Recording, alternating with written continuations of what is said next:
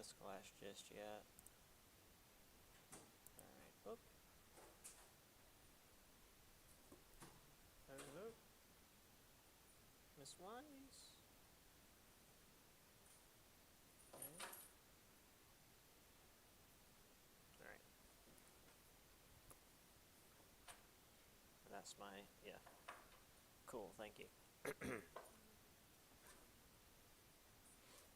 Alright. Okay.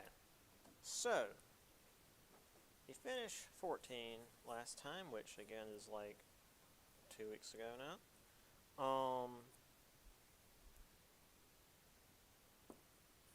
So we're on to, as this chapter is rather long-windedly called, the old regimes and their quiet revolutions, which is to say, we're gradually moving away from the old ways of things, slowly moving towards the French Revolution, but that won't be until after our first test, so we're slowly moving towards that. 16 is the Enlightenment. That's the big move before we get to the. Where is the French Revolution? Is that chapter? That's chapter 17. Okay. All right. So let's do this.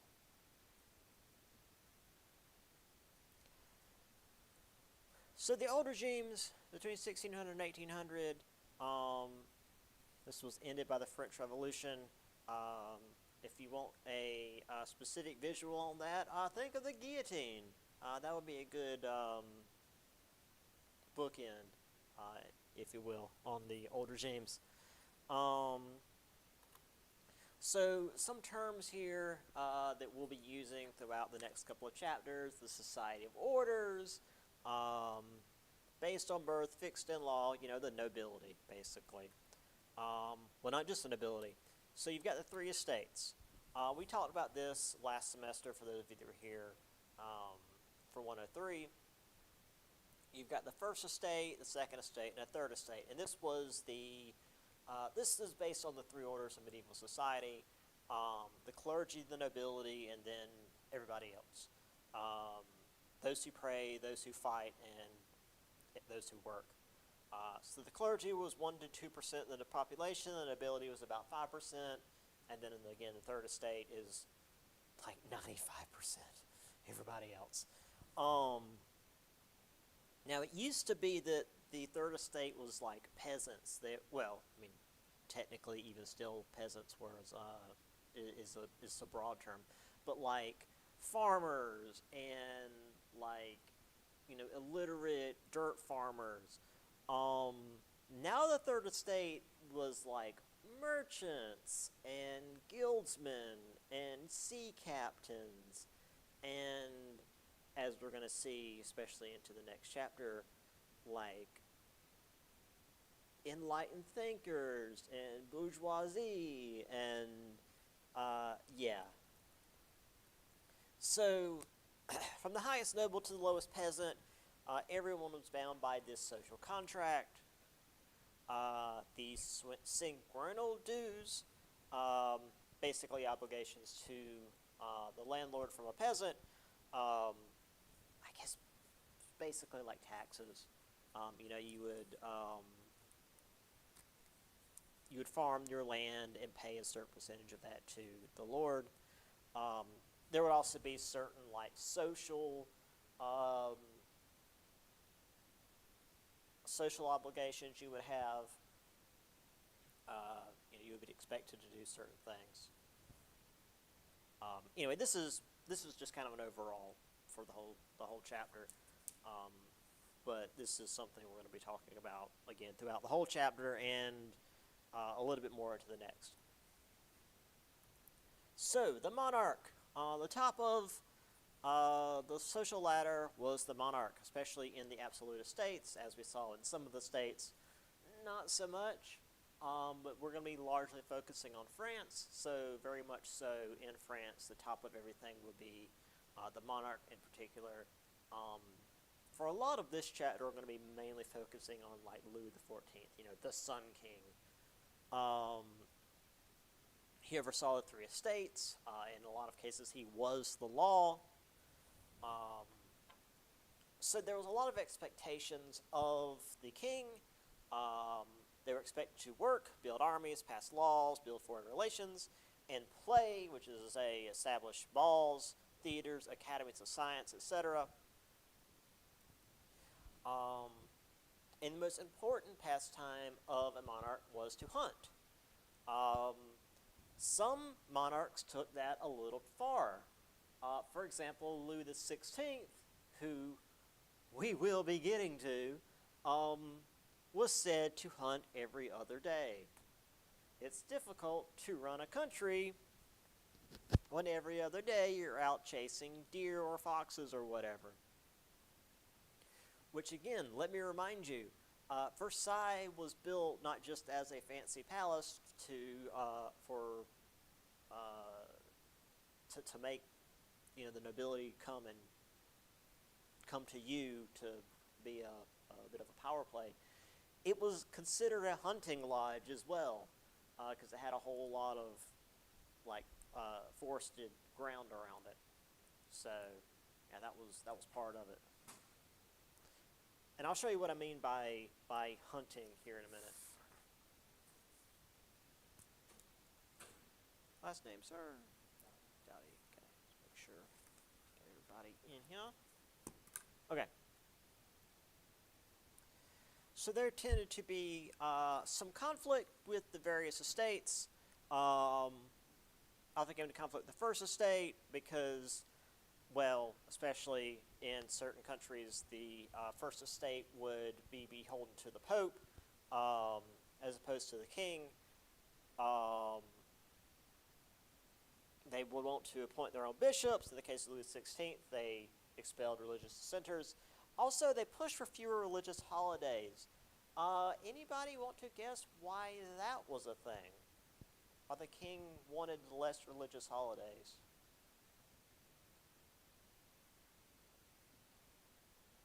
You have to think a little bit medieval in this sense.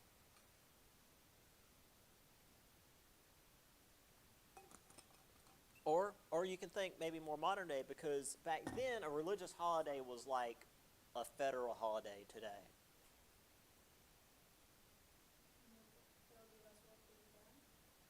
And if there's less work being done, correct. So he wanted less religious holidays because when there's a religious holiday, everybody's got the day off. Nobody's working, nobody's making money, there's less money to tax. Exactly. It's like, quit taking the day off, guys, come on. Also, because of the time I grew up in, whenever I hear monarch, I think the monarch, but that's probably a little bit old at this point.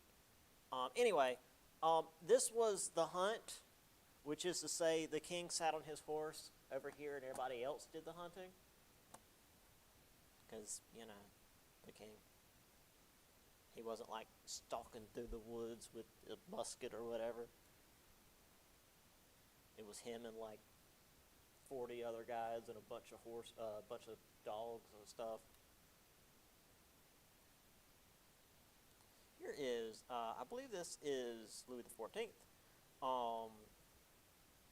Once again, just to kind of express how much fashion has changed over the years. At this time, apparently, strong calves were an indication of one's virility. So he wore heels to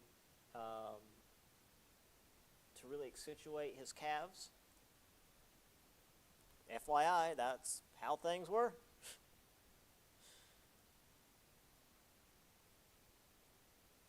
All right, so let's talk about the various estates. The first estate, the clergy. Again, those of you that were here last semester, you know all this. Developed during the Middle Ages, the first estate were those who pray, oratores. Again, those of you that did the extra credit on that. They were seen as the most important during the period. because, well, in the Middle Ages, you were likely to die at any given time. Um, so the fate of one's immortal soul was at the forefront of your mind. Um, and a lot of clergy were aristocrats who lost out on their title and fortune because of primogeniture. Again, if you don't remember what primogeniture is, that's where the eldest male child gets the title and land and money. So it's the second slash third slash whatever child technically still is a noble, but doesn't get all that. However, they still ended up pretty wealthy because they would collect tithes, and being of the church, they didn't have to pay taxes. The church also owned a lot of land, and they would collect rents from that land because they still had like serfs and peasants and whatever working the land. So the church had plenty of money. It's not like, oh, I'm going to go and work in the church and be a poor little priest. They had money. I mean, this is the Catholic Church we're talking about. This isn't, they're not monks here. And even then, the monks tended to be pretty rich by this point, too. Now, there were challenges within the church. People were calling for more direct contact with the sinners, with, regular people. Again, we talked about this last semester with, like, friars being a thing, where they were living among the people, because by this point, the bishops and the monks were, just covered in gold, almost literally. So we had various groups that spun out of this: Methodism in England, Pietism in the German states, Janinism in France. I don't remember what that is. I remember hearing about it and reading about it. It's still kind of a thing, but I don't recall exactly what the difference is. I remember Methodism, it got its name because England. The name, it was originally, I think, Wesleyism, because John Wesley is the one who founded it. But the people were making fun of it, saying, oh, they're more interested in the methods of what they're doing than what they're actually doing. They're just a bunch of Methodists. And like, we like that name, we're going to stick with it.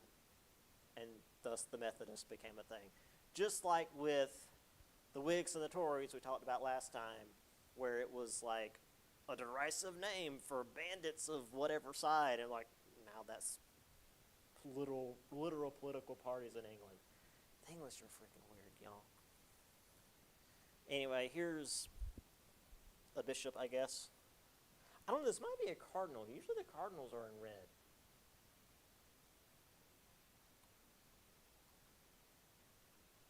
All right. So, first estate, clergy. Second estate, nobility. In the medieval structure, they were those who fought. Typically, the knights, the landed nobility. In the 17th and 18th centuries, they tended not to do much fighting. They were those who descended from a family ennobled by a past king. Their great whatever tended to be a knight. Now,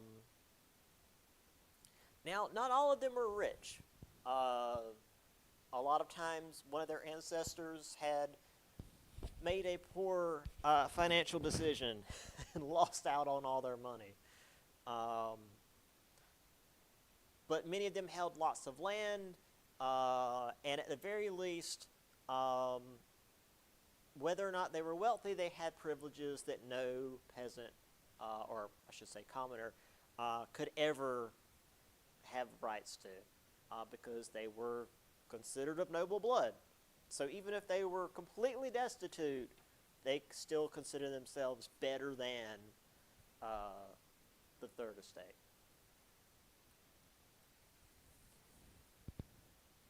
So by the 18th century, nobles were known more for spending money than anything else.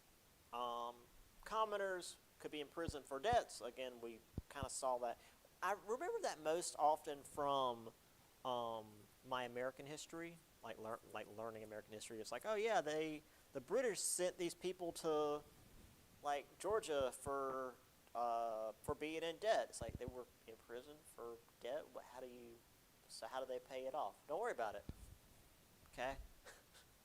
So yeah, if you were a commoner and you went into debt, you could be in prison. But if you're a noble or the monarch, you could just borrow and not worry about it, because you can't go to prison if you were a noble or the monarch. So the nobility would just spend a bunch of money and show off. This was basically the 17th, 18th century version of the Gilded Age, where it's just a bunch of people spending money to show off. But in this case, it was because they were nobility. In the Gilded Age, it was like a new nobility. It was the nouveau riche, actually, as they were called. They were the new rich.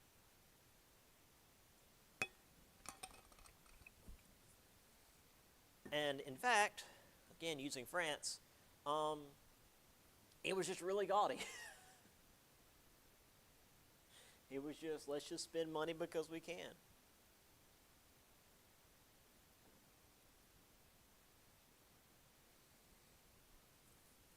Now, on to the most important part of this chapter. The third estate. Those who work. So by the time we get to the end of the Middle Ages, it wasn't just peasants, as, again, I really almost mentioned all of this at the start of the chapter. Ship captains, merchants, artists, inventors, all these were technically third estate. And they had hardly any legal rights, and which is to say, no real legal representation. They still paid taxes, and they still did most of the work in the kingdom for the king. And this right here is going to be extremely important, not just for this chapter, but for when we get to the French Revolution chapter, which we'll talk about this again. You don't need to, like, remember this. This isn't going to be the only time we talk about this, but this is super important. 1789, the clergyman Emmanuel Joseph Sieyès published a pamphlet. By the way, clergyman, this is First Estate. So he published a pamphlet called What is the Third Estate? And some excerpts from it. What is the Third Estate? Everything. What has it been in the political order? Nothing. What does it want? To be something. And this simple pamphlet, it wasn't like the only thing that caused the French Revolution. It's not like this one thing suddenly made everybody realize, oh wait, everything sucks. We should like murder the king. But this was such a huge deal because it put into such simple words what everybody in the Third Estate was feeling. The Third Estate is everything. And up to this point, it has been nothing. And they want to be something. And the Third Estate is, again, like 95% of the country. And if something doesn't give, they're going to make something happen. And again, we've got like a chapter and a half before we get there. But this is where it kind of starts. And again, it was a First Estate guy that did it. It wasn't someone from the Third Estate. It's like, oh, we want to overthrow the system. It was a guy that's got stuff to lose. And it's like, guys, we need to maybe take a look at what's going on. Also, this was just mentioned in the book, the taille, I believe. Land tax assessed by the king. And if you couldn't pay your land tax, you went to jail. Which again, it's like, okay, guess you're not getting your tax. Um, Also, again, this led to a lot of rather simple political cartoons because, again, not everybody was literate. Granted, a lot of the third estate was. A lot of these people were very literate. And as we're going to see, a lot of them began putting out pamphlets of their own. But for those who weren't literate, these simple political cartoons made the point. The first and second estate were not doing anything, and were riding on the back of the third estate. The third estate was doing all the work. The first and second were breaking their back. And I mean, again, it's down here in French, but I don't know. I don't read French. Here's a good one. Um, Here is not only the third estate breaking their chains, but finding that they can fight back. You've got the first and second, not too pleased about that. Also, and we'll get to this when we get to the French Revolution chapter, that's the Bastille there in the background. That's their 4th of July moment. This is actually July 14th that it happened. But that's their big, like, revolutionary, this is our line in the sand moment.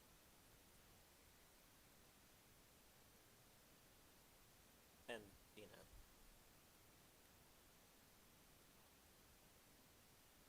All right. So, more third estate stuff. Towns. We discussed towns a little bit last semester as well, with the Middle Ages becoming slightly less terrible. Towns began to grow up. You had better privileges in towns, but the towns weren't that great.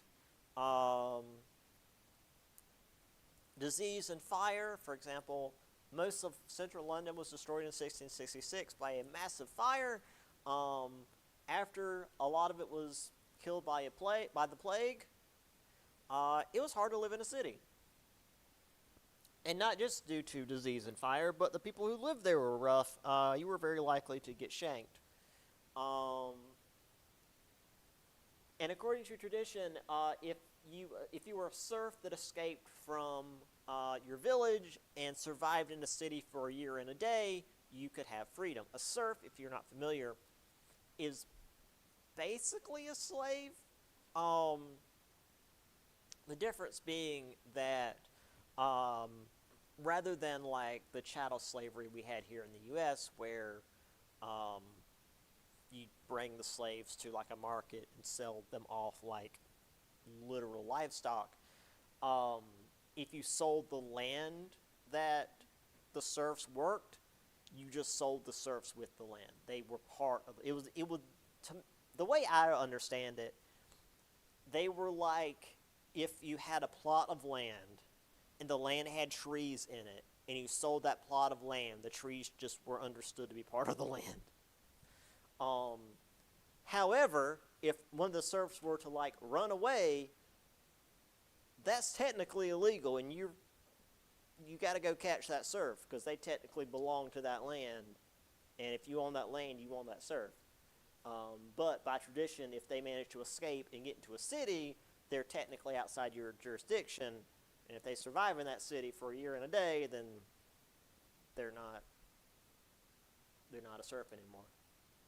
And just to get ahead of things a little bit, serfdom ended in Russia, the last place to have serfs, before slavery ended in the United States. And Russia tended to be like 200 years behind everybody else in terms of like social progress. So, go Russia, I guess. And like they were pushing back against the whole like ending serfdom thing, but they were still on, and they didn't even have a civil war over it. Like they just ended it. Now, granted, the serfs were still like peasants that lived on the land and were completely destitute, but they ended it without a civil war. Anyway, So towns weren't great, but they had plenty of opportunities.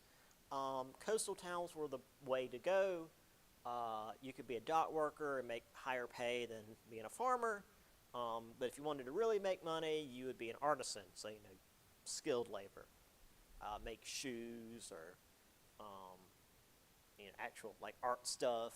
I think we talk about guilds here in a minute. Yes, artisans. Okay, we'll do that in just a second. Here is London burning. It was so bad that like people were just getting in boats and like going out into the Thames River because like they had nowhere to go to get away from the fire, so they just got out into the river. Which I guess is the place to go. If everything's on fire, go into the river.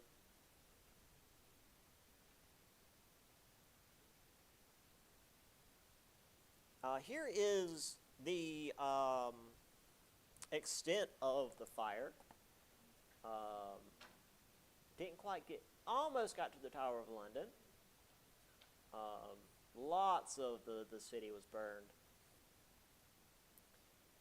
Didn't quite get to the Temple Bar, which is nice. The Temple Bar is a famous bar there in London. Fortunately, burned down Fleet Street. You could get a killer haircut there. Anyway. Right. Artisans. Technically third estate. They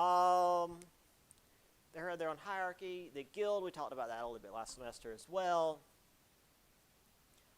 Developed during the Middle Ages, set prices, monopolized production. They stifled competition, so they were very much, I already have it here. They were monopolies. If you wanted to go into a town and set up your own shoe shop, they would break your knees.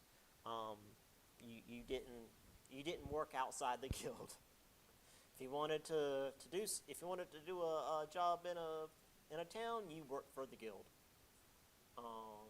But it did also mean that the goods within the town were of a proper quality and of a reasonable price.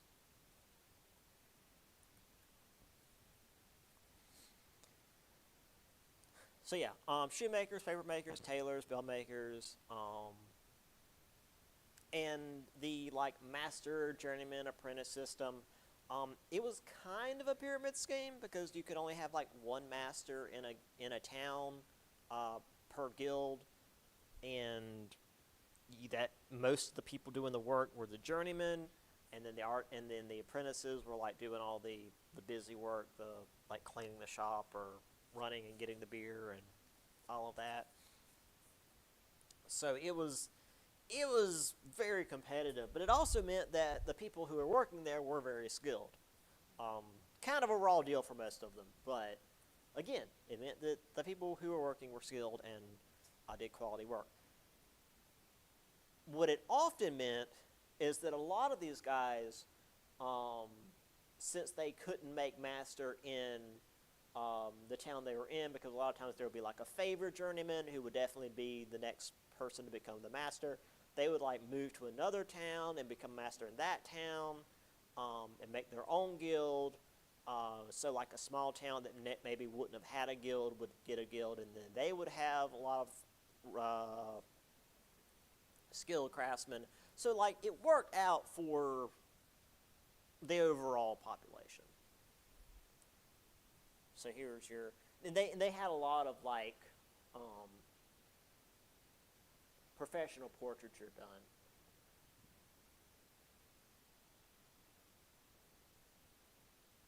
Now, for the most part, the people living in towns were not artisans. They were poor. The menial, unskilled labor was pretty much everybody else. Destitute poor, orphans, widows, prostitutes, drunks, was most everybody. Towns were rough. Many relied on charity to survive, which is to say the church. some Dutch cities set up workhouses to provide their workers as productive members of society. So they go in and do some work, and then the place would give them a place to sleep and food to eat. Britain really loved that idea. So during the Irish potato famine, when all the Irish were starving to death, they made them work before they would give them any food. So they were too hungry. They were too weak from starving to do any work. So they just like died outside the workhouses. Yeah, thanks, Britain. Britain was also like bringing wheat. We'll talk about the Irish potato famine later. I don't need to get into that right now. Oh, I talked about serfs already, but we'll do that in a little bit. Right. Most of the population still lived in the countryside. We won't really get into the big cities until we get into the Industrial Revolution, and the cities start growing like real big for real. So not all peasants were poor farmers. Some were actually some owned land, traded with towns. Most though were like with the Middle Ages, had contracts with noble landowners, went back generations, just like again back to the Middle Ages. The old the nobles owned the land, and the peasants worked the land. They give a percentage of their crops to the noble as payment, and then the noble sells that at market to make money, and all of that. Again, I had forgotten that I talked about serfs here. Serfs are different from peasants, whereas peasants were tied to the landowner. Serfs were tied to the land. They weren't allowed to move away and were sold when the land was sold. Like I said, it was like if you sold land with trees on it, that it was understood that the trees were part of the parcel of land.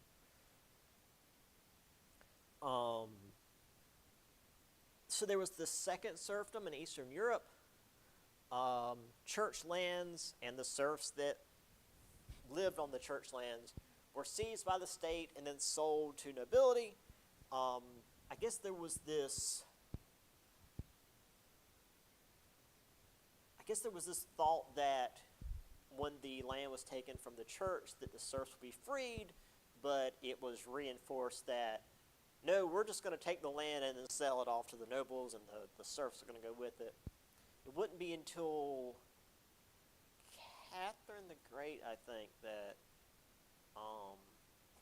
the serfs were freed. All right, so while the French Revolution doesn't happen for a little while yet, we do still have some people that aren't too keen on the status quo. The few legal rights that the peasants did have were easily overturned by nobility.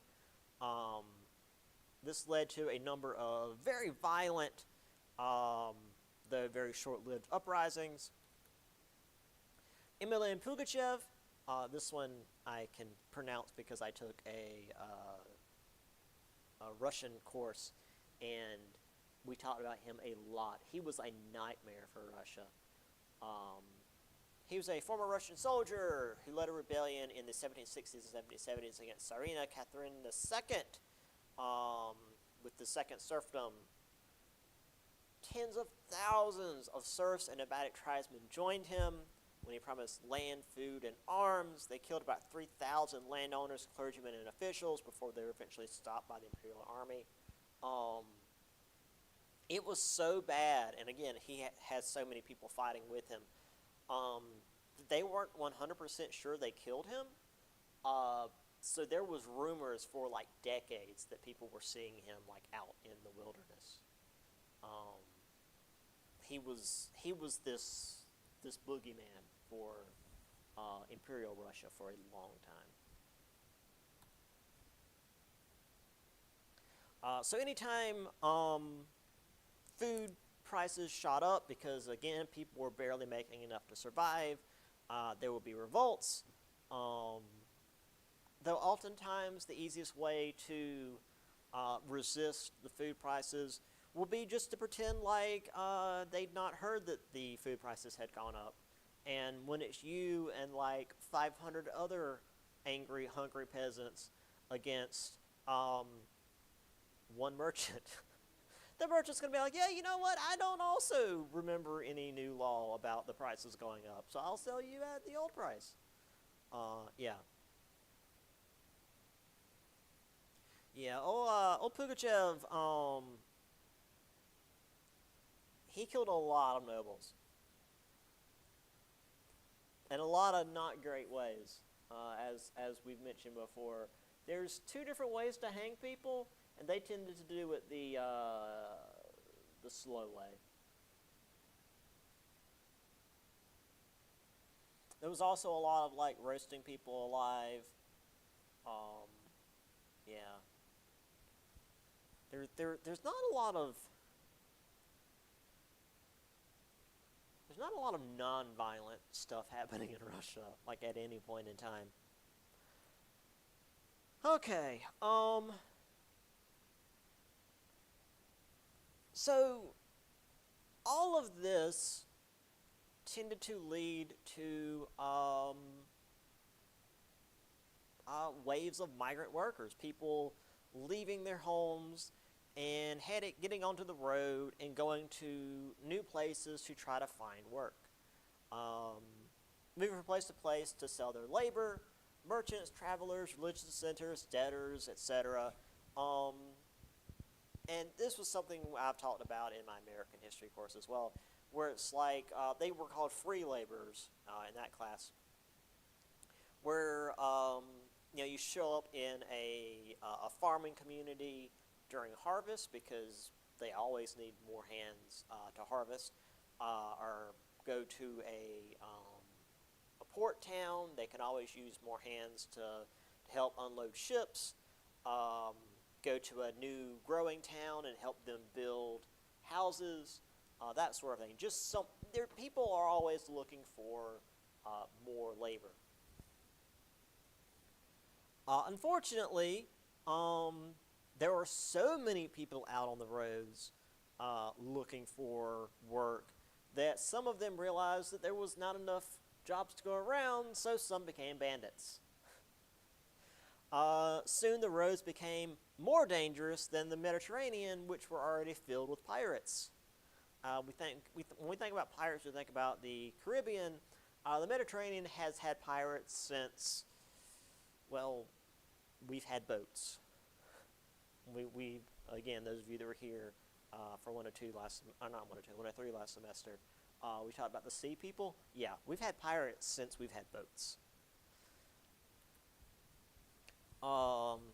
Means vagrants are imprisoned, flogged, or pressed into naval service.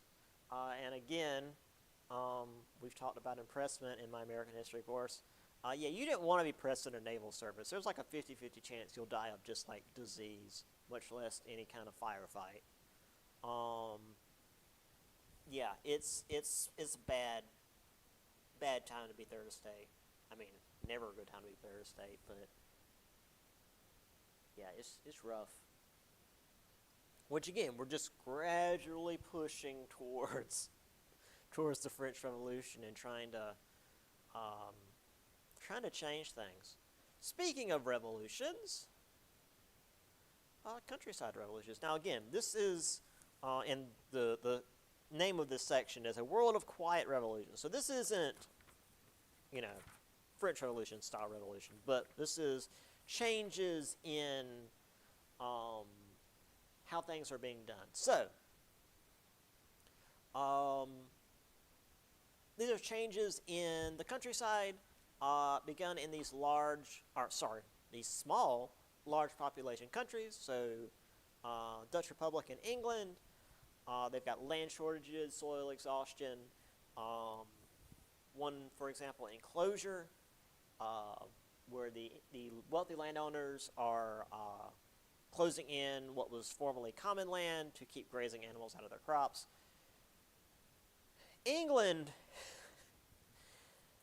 and Ireland also, um, some of the most used land in the world. Also, some of the most heavily deforested land in the world. Um, because they've got such a high population and not a whole lot of land. And, um, I mean, they run out of. You can't just like roam sheep and cattle and stuff if you're also trying to grow crops. Sheep and cattle tend to eat crops. So the Enclosure Acts, well, started like fencing in areas, which made it so that the sheep and cattle couldn't roam like they used to, which pissed off the people who wanted to roam their sheep and cattle. We got really early industrialization, proto-industrialization, small luxury goods, buttons, saucepans, etc., which I know is like luxury goods. Um, but I mean, back then you just like would tie your stuff together. Um, this was a big deal. You would have buttons and saucepans made in large number, so the price would go down. So people could buy them at a decent price. And, well, if you're making them in a large number, you can make decent money.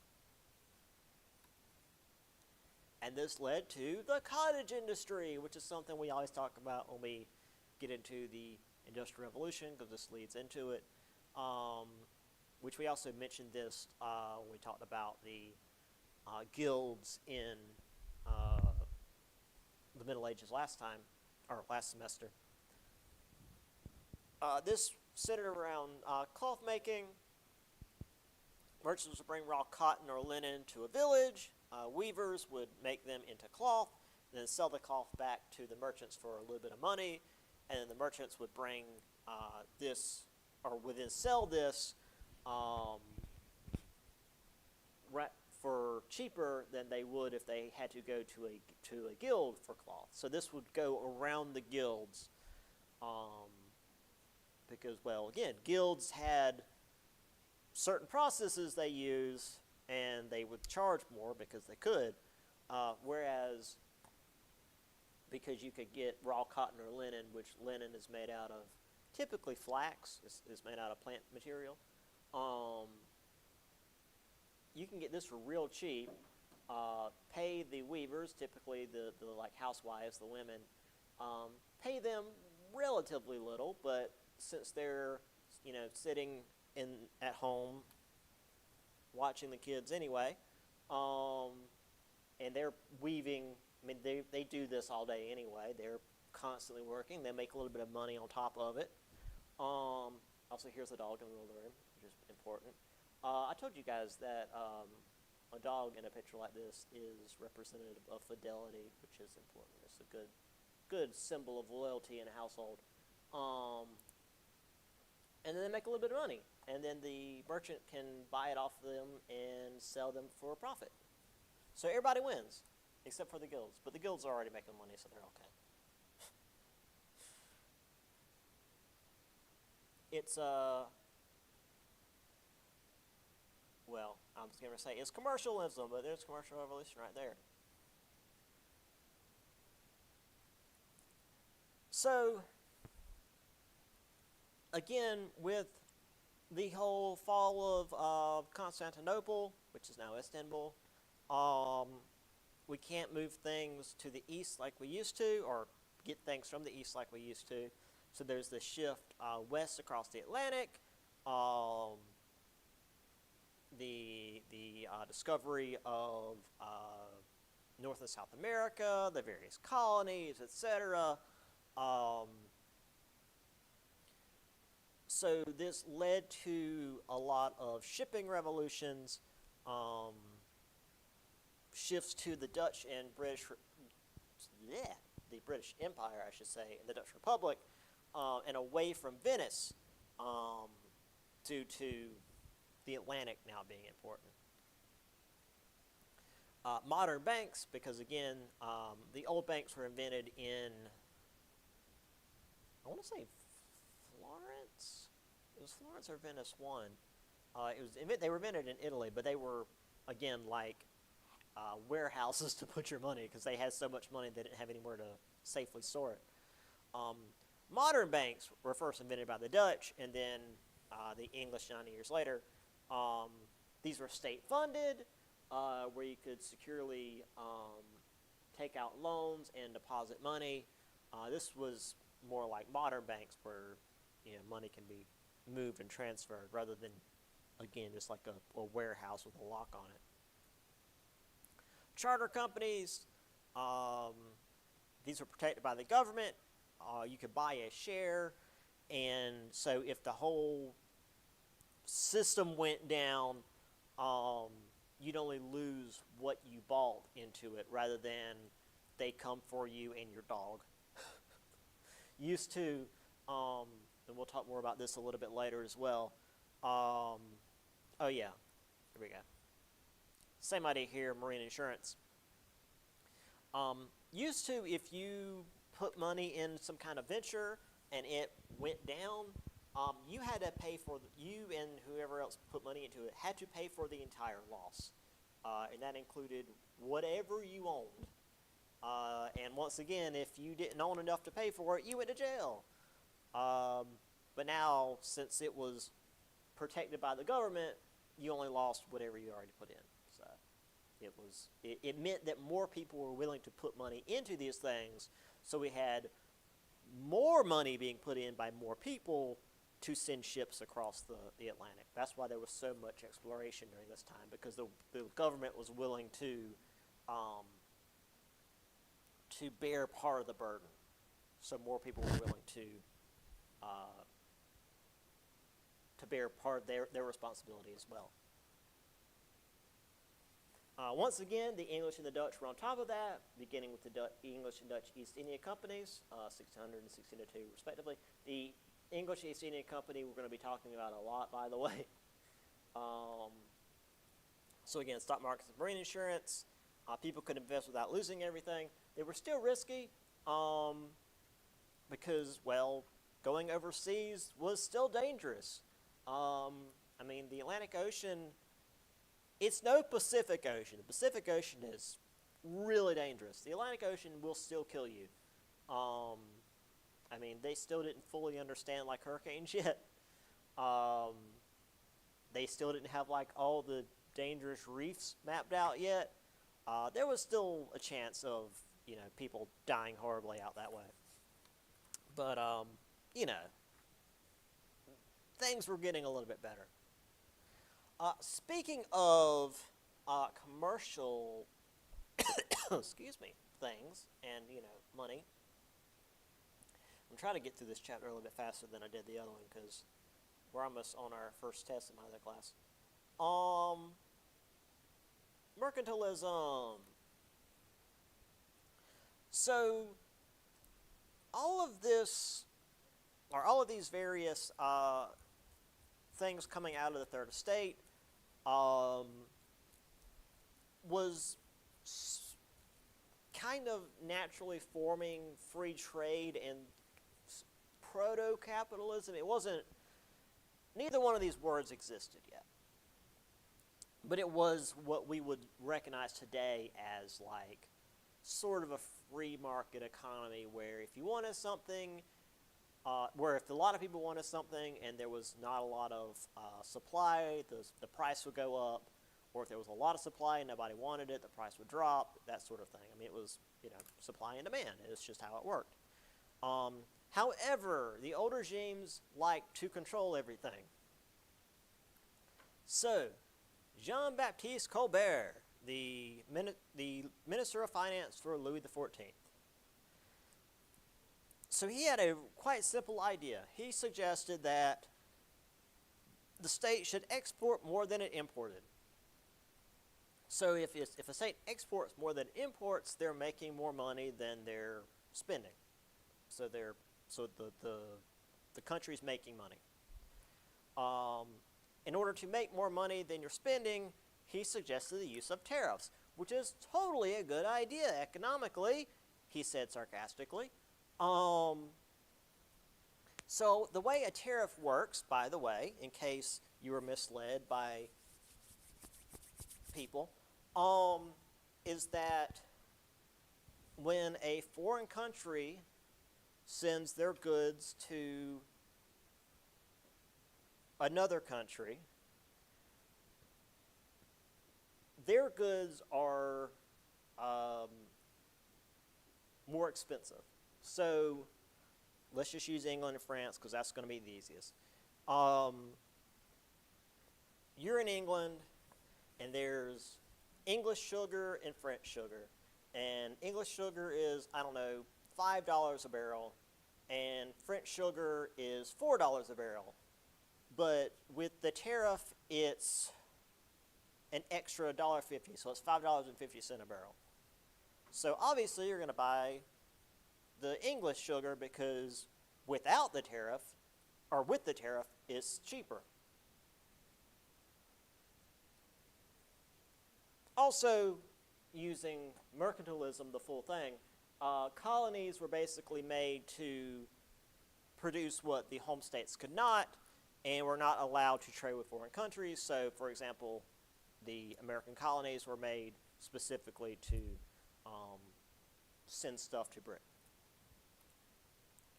Oh, nuts. I forgot to ask you guys. Taxes for certain items, alcohol, sugar, and tobacco to fill the monarch's coffers.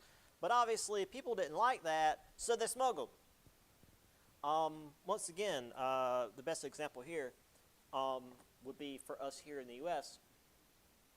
For those of us unaware, the Caribbean down here was full of Spanish and French islands as well as British. So if the French had, again, just to use the example, sugar, that is cheaper without tariffs than English sugar, and you had a ship, you could just sail down there and buy French sugar and sell back. Now, granted, the British wouldn't like that, but if you snuck by them, that would be smuggling. Also, this is the Colombian trade there, where we get all this stuff from America. By the way, tomatoes are not native to Europe. So, despite that being what we normally think of in like Italian dishes, it's not.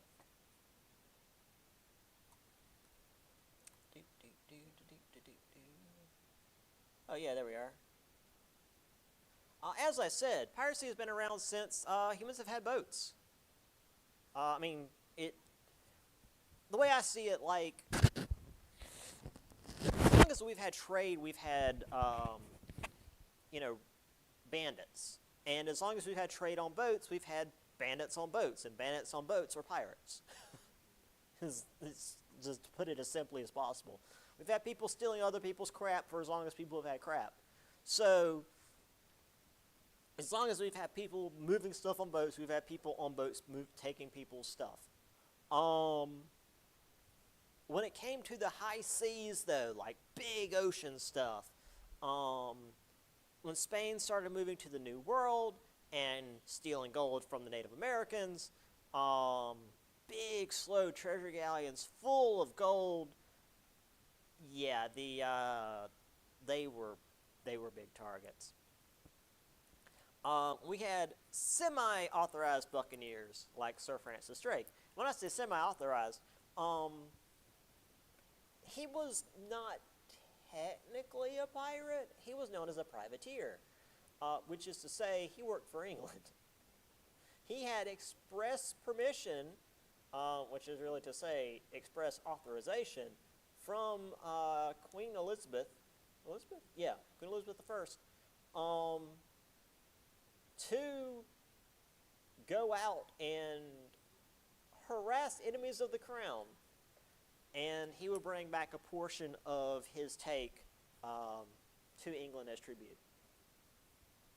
That was actually why he was knighted. He's Sir Francis Drake because he was such a good not pirate. Again, as I said, due to mercantilism, there were a lot of smugglers. Taxes on commodities rose so high, many people couldn't afford them. John Hancock, for example, we may remember him. He's the one that specifically, it's like, I'm going to write my name so big on the Declaration of Independence, the king won't even have to take out his glasses, or however he put it, spectacles was the word he used. He made a lot of money smuggling tea and rum, I think specifically over the Canadian border. And in France, smuggling salt was the big thing. Because again, back then, there was no refrigeration, so if you wanted to keep meat for any length of time, you had to salt the hell out of it. So salt was very important. And putting taxes on salt was very difficult for people. So they would smuggle salt so that they could, keep their meat cured. Here is Blackbeard doing his thing. He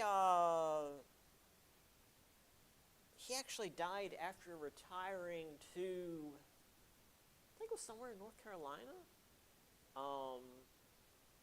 But then the British realized they didn't want him maybe coming back, so they sent some pirate hunters in and killed him.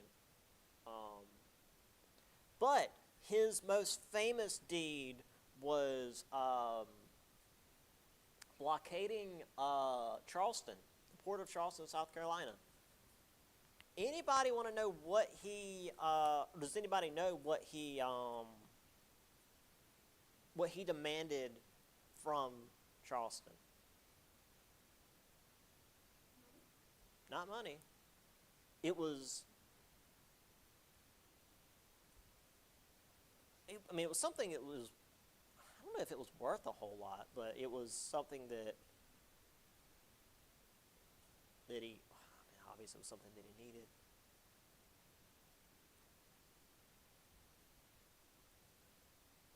It was more humanitarian than one might imagine.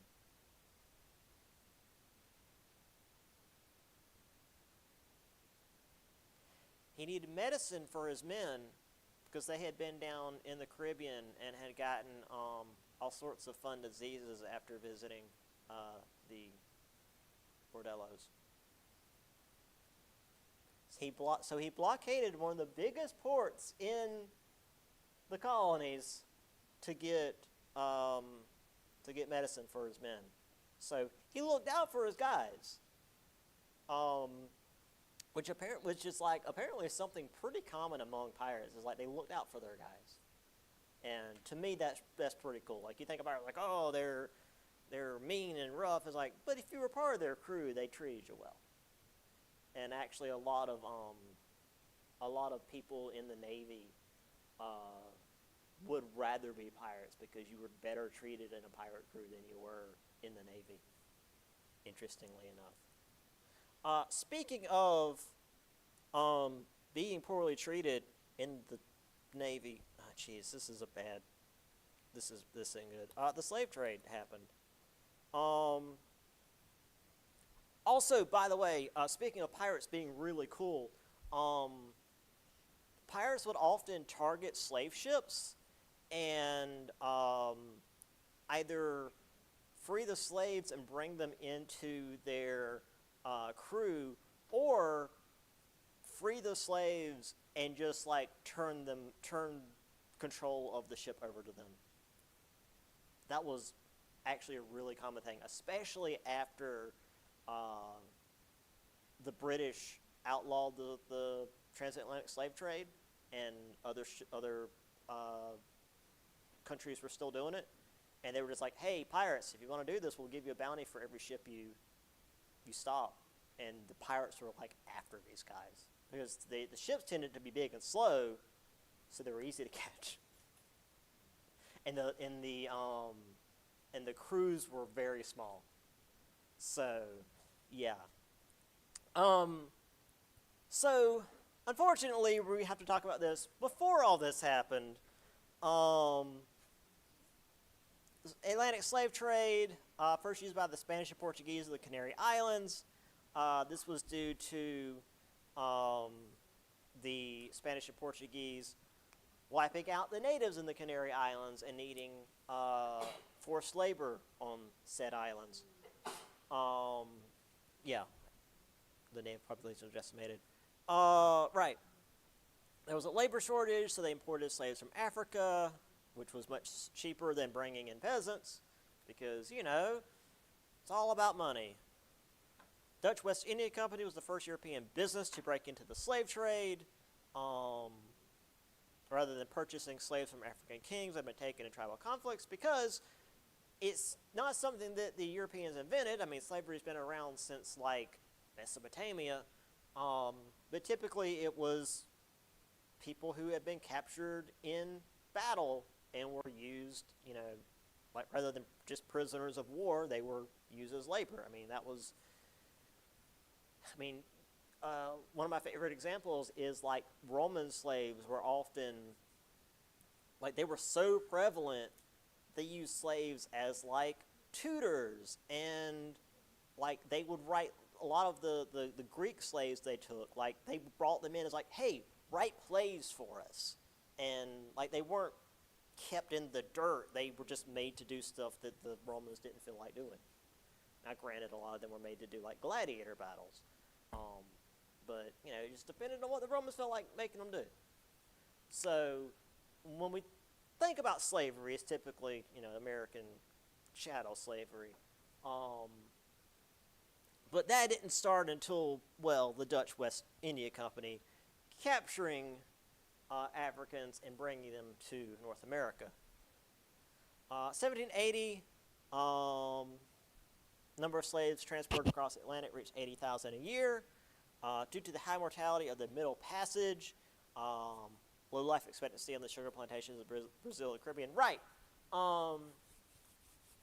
Again, I have to really preface this every time I say it, because I don't want to be like, oh, well, was it so bad? In North America,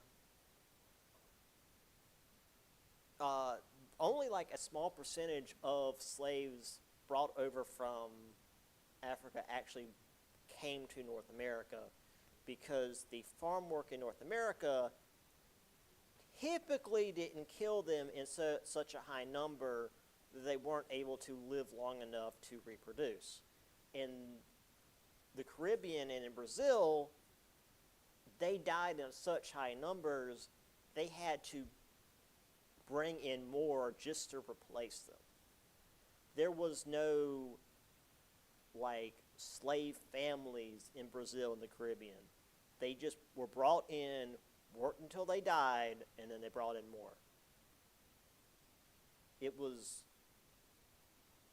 absolutely horrendous. Again, that's not me saying, oh, well, see, it was so much better here. It just was that much worse there. Speaking of worse, when I talk about slave ships, it was like this.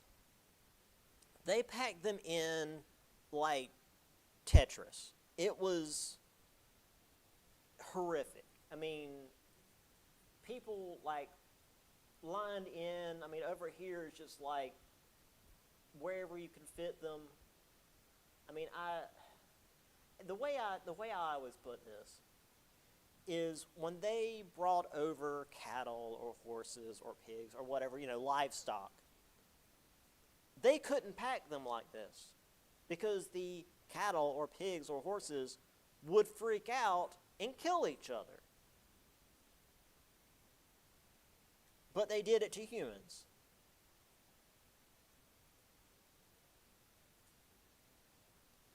Anyway, that's about the 10-minute before the end of class mark. That was not a wonderful spot to end on, but that does mean that we will start next class with Europeans killing each other, and that always puts a smile on my face. So, we'll talk about sieges and cannons and all sorts of fun stuff. I don't feel so bad when Europeans are out in the field killing each other on purpose. Like, when they're burning down towns, that's one thing, but when they're, like, out in the field shooting each other, then it's like, they all consented to this. It's fine. Anyway, yeah, so we will continue into this on Wednesday, and I will see you guys next time.